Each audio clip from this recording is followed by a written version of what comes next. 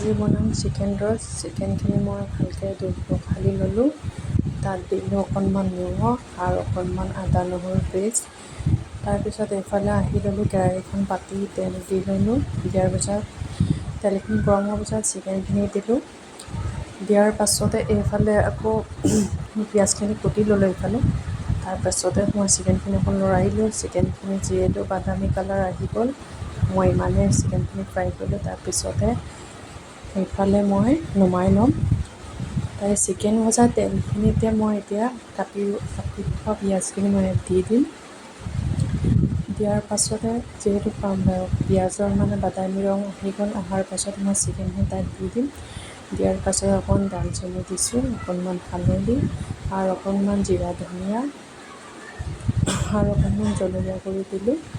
দিয়াৰ পাছতে মোৰ অকণমান পানী দি সিজাই দিলোঁ। সিজাই লোৱাৰ পাছতে অকণমান এতিয়া চচ দি দিম।